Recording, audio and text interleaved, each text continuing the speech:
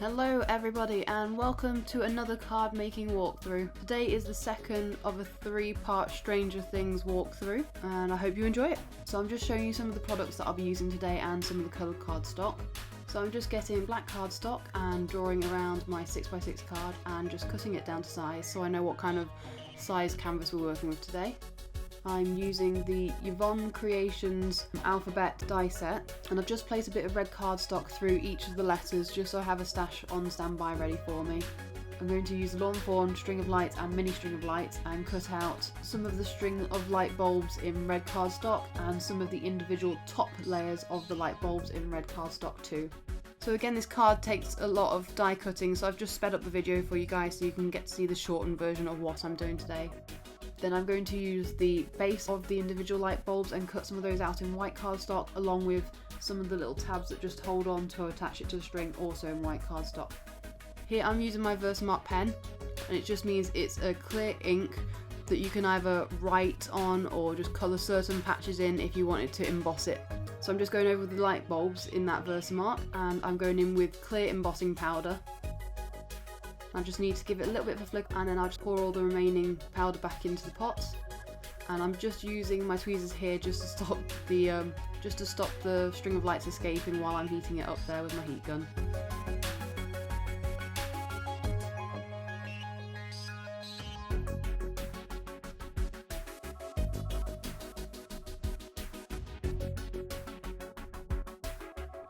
So you'll see me do this with both of the mini string of lights. Now it's optional throughout this entire process as to whether you want to go back through with the second layer. You just do exactly the same, so you use your Versamark over the top of it again, you put your clear embossing powder back on and then give it a heat up, and it just adds an extra thickness, or you don't feel like it's got the gloss enough, or even just when you've missed out the odd patch, it's always okay just to go back in and give it another layer. And a good top tip is to have 2 bits of printer paper just folded in half so that you can funnel the rest of your powder back into the pot, and also that you have the 2 to work between so that you always have a space to put the bulb somewhere or your embossing project somewhere. And I'm doing the same with the larger individual light bulbs and the smaller individual light bulb, where I go in using my Versamarker, using the clear embossing powder and then heating them up. Do watch out for where you place your tweezers. Sometimes it can cover up a bit of the powder, so you might need to go back in and do it again, but also just be careful not to burn yourself in the process of moving it around. You can see that I work in a systematic kind of way between the 2 bits of paper and that I work with them in stages. I just find it easier and it's a bit more natural for me to work in steps.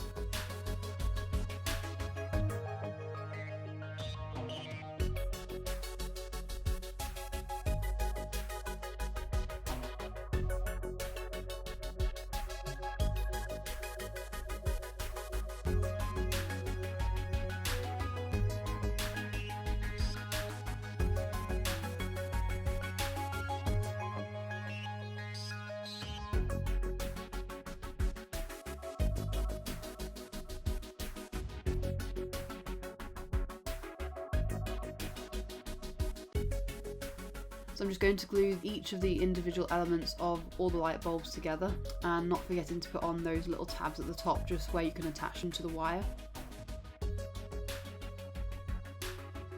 And you can see the effect of having those 2 different layers that Lawn Fawn have provided just to give that highlighted look, and it adds to that gloss.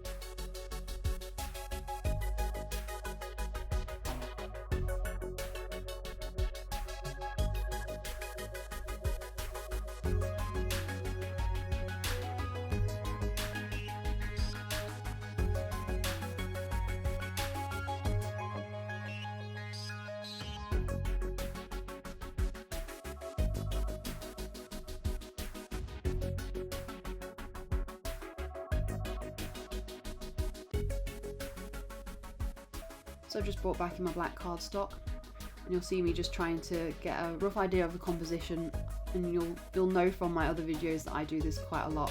It's just my way of experimenting with the layout before I officially have to stick it all down.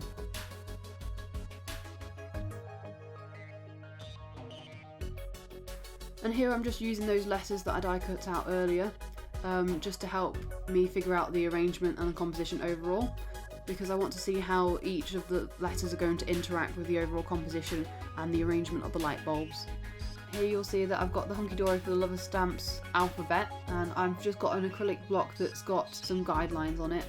The guidelines just mean that I'll be able to place down each of my letters and manage to keep them all straight and uniform. And I'll be using the Opaque Bright White embossing powder from Wow. I've just got HEL at the moment, and I use my High Boss clear ink pad, giving them a bit of a stamp down, and then I alternated over to the L and the O to complete my sentiment of hello. So I've just covered it in my white embossing powder, tapped it away, just giving it heat up.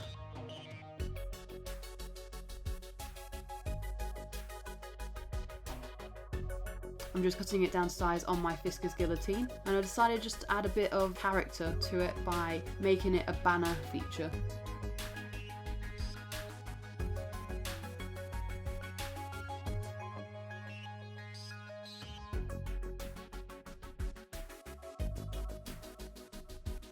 So again, I'm going to use the letters to help inform how the composition of all the light bulbs are going to look, so you can see me just experimenting with it there. Lights are never uniform, so I wanted to have that sort of free movement in the lights, and therefore some of the letters are going to go at the top. Now a lot of the time I find I'm quite skeptical of how your eye might run across and actually read the word stranger in this case, but I always thought that the fact that I've used the R and the N and the fact that they're closer to the centre gives you time to actually look up and down across the letters. So I took a little bit of a risk with this one. You who've watched the first video of the Stranger Things card walkthrough that I did, you'll know that I didn't decide to do that, whereas this time I thought it was the right time to have an experiment, see how I felt about it, and I wanted to run with it.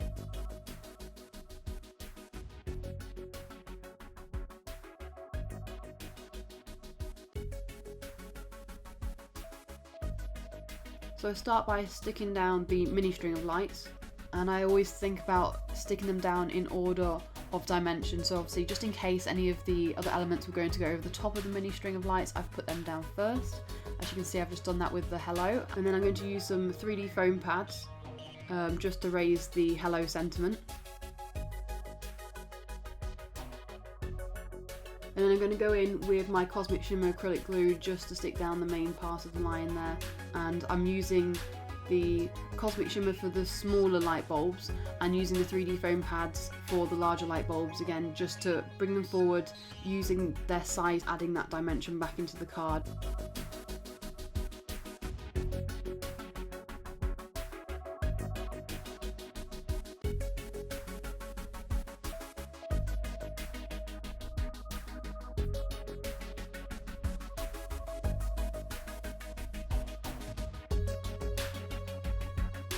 And I just do the same with the letters, and I stick them down in place.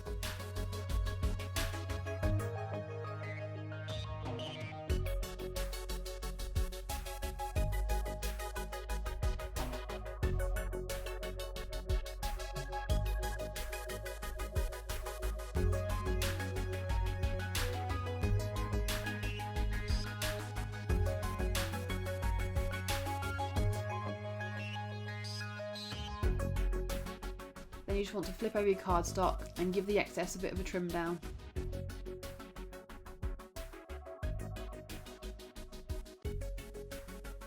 You might want to give your surface a bit of a wipe down because there might be some embossing powder still remaining. Then I'm just going to put the double-sided sticky tape on the back of our cardstock.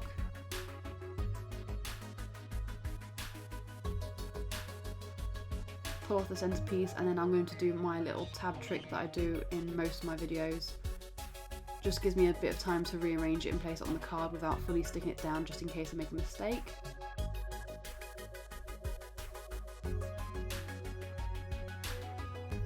Press it down, pull out all those tabs. There we go.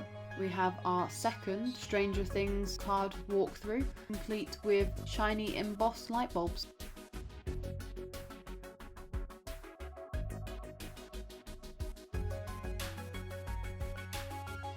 Well guys, I hope you've enjoyed today's walkthrough, and if any of you have created one similar, or just got a card that you'd like to show me that you've made, or even are just a big fan of Stranger Things, please do not hesitate to get in contact.